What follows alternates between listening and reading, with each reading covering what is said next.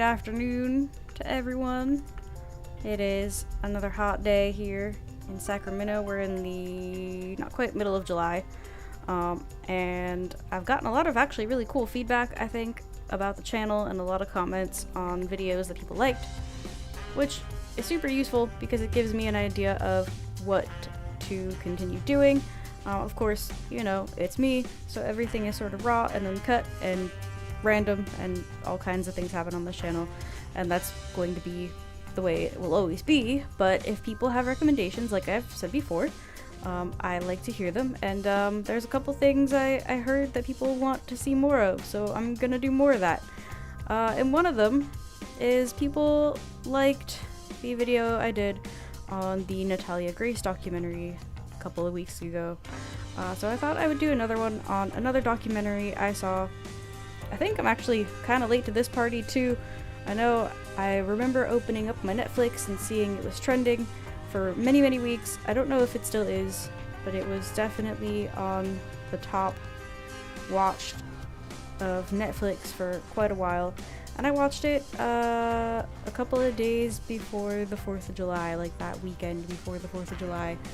And I'm gonna be honest, not a lot of videos, not a lot of anything really, books, videos, TV shows, whatever. Not a lot of them really, I don't know, I don't want to say attract me, because, I mean, that's true too, but not a lot of them really shake me. You know, I see a lot of, like, I do a lot of true crime, and I know that a lot of that's real, you know, real stories and stuff, so when I see fiction, that doesn't really shake me either, because crazier things have happened in the world. But this story really is very, in its own ways, sort of disturbing. And I kind of had to sit with it for a while before I could make a cohesive video or thought on it. But now I'm here, and I would say, you know, it's a good watch. It's a quick watch. I think I binge watched it in like a Saturday. Or a Sunday, I don't know, a weekend day, I remember that much. And it is called Take Care of Maya. As you can see, I've got the Google search results just on the, you know, quick basic search for what the documentary is. Let's see, we're gonna pull up a little synopsis here.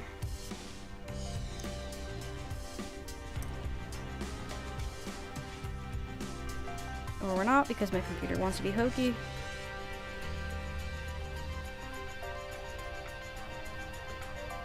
And there's a lot of news stories about the documentary, as you can tell here. Oh, here we go. Here's IMDb.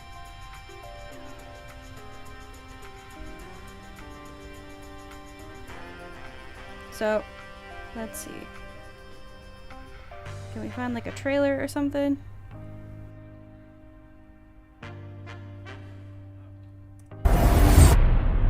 Nothing. Beata and I had a beautiful family. But then Maya started to get sick. Maya had advanced complex regional pain syndrome, and we know what the best therapy is for it. It's called ketamine. We were just blessed that we finally seen something working. But Maya relapsed. Beata's explaining to the emergency room, this is what needs to be done. You don't understand how much medication it takes to control her pain. But they didn't listen. They accused Beata of medical child abuse. And that's when they told me I had to leave. That my daughter is under state custody. They would try to convince me that my mom was doing things to me. I do not want my child to suffer. She is still my child. Our family was falling apart. You're gonna cause more problems. I'm fighting for my child. How should I feel? No matter what we did, the court sided with the hospital staff. Judges don't care about evidence. You don't get to the truth by accepting what's in front of you without questioning it. And I realized that this was a lot bigger than just the Kowalskis. How many times are you allowed to be wrong and destroy lives before they say, okay, that's enough? These families walked in hoping for help for their child, and some of them walked out in handcuffs.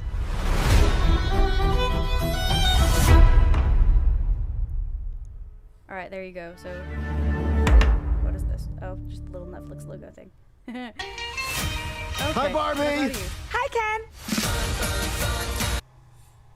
Anyway, before it goes on to another documentary that I may or may not need to watch.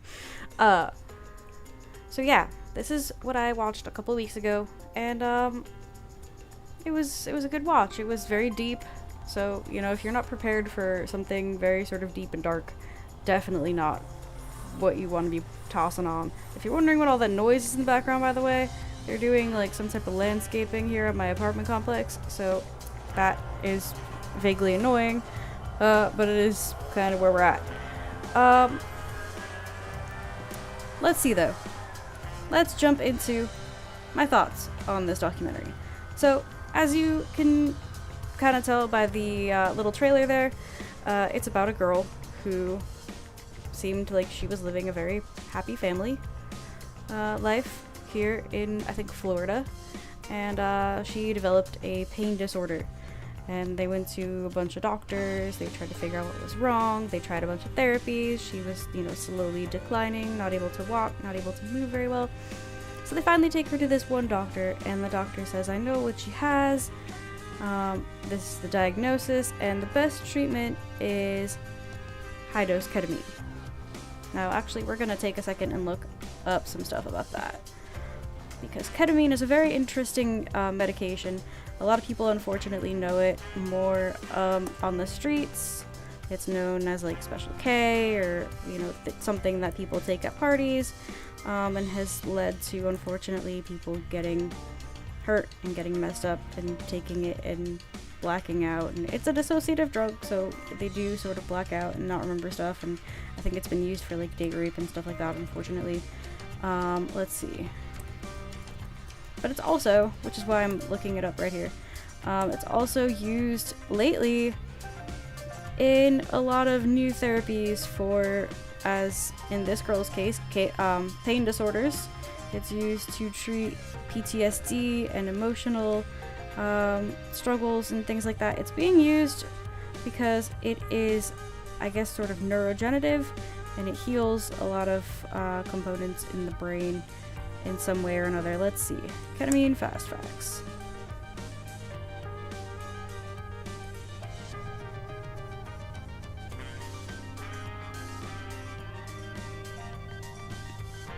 Yeah, okay. So ketamine is an anesthetic. Let's see.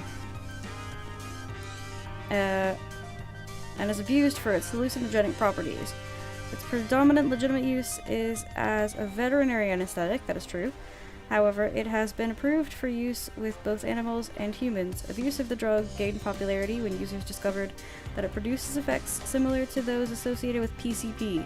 Because of its anesthetic properties, ketamine also reportedly has been used by sexual predators, that's what I was saying earlier, to incapacitate their intended victims. Ketamine generally is sold as either a colorless, odorless liquid or as a white or off-white powder. In either its powder or liquid forms. Ketamine is mixed with beverages or added to smokable materials such as marijuana or tobacco. As a powder, the drug is snorted or pressed into tablets. I'm trying to find information about the therapies and things like that it's being tried with lately.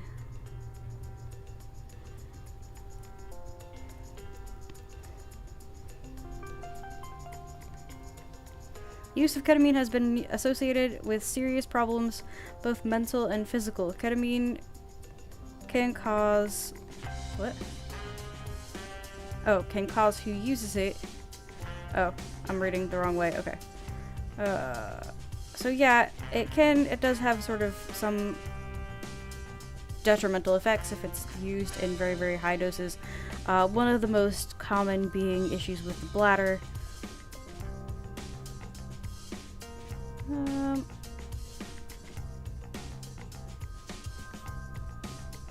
I'm still using, this has got all the street terms, it's got a lot of information on here.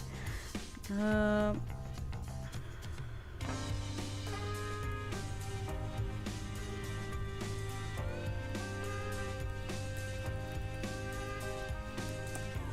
still looking for the therapeutic stuff. So, as you see, what popped up when I typed in ketamine therapy is there is a lot of at-home ketamine therapy doctors and websites and ways to obtain that.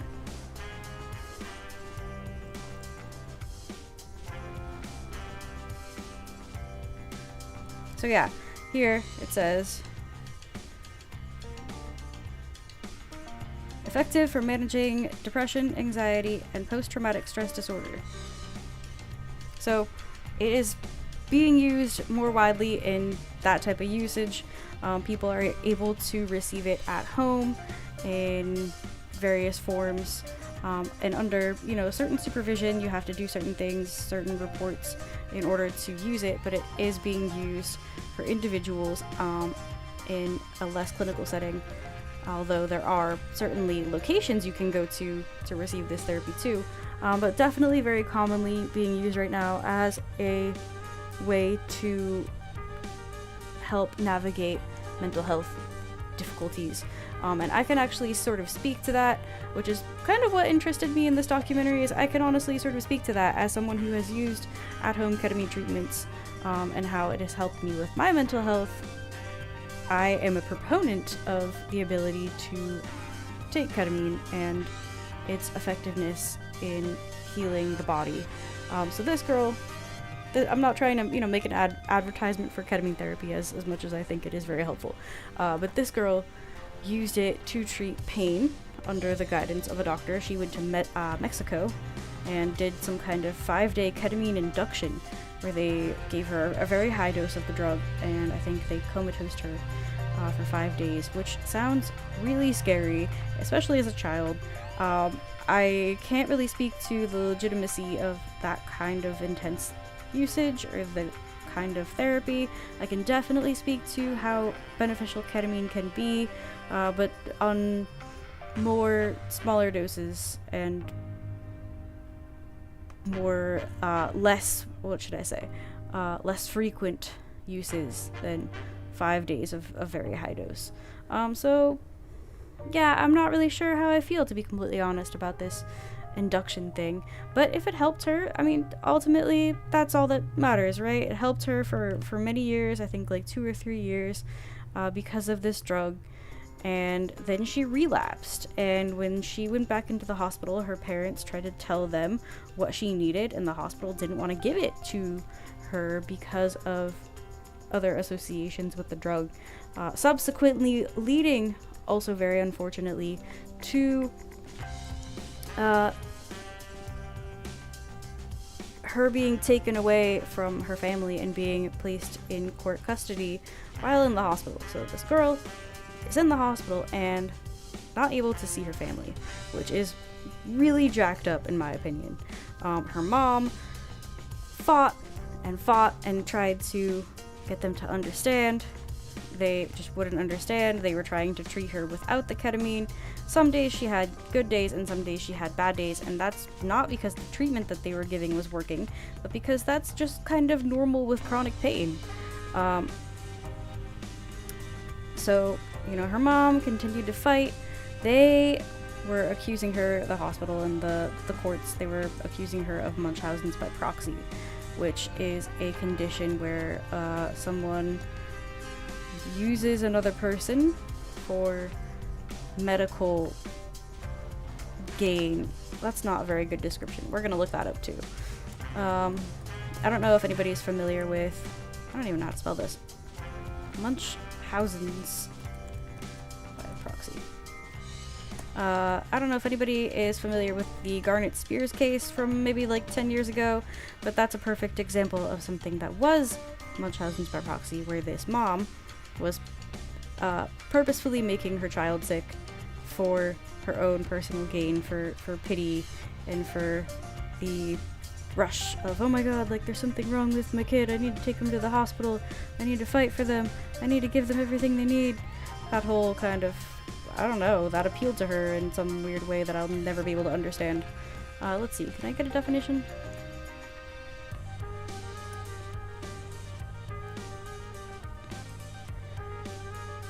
Munchausen by proxy is a mental illness and a form of child abuse.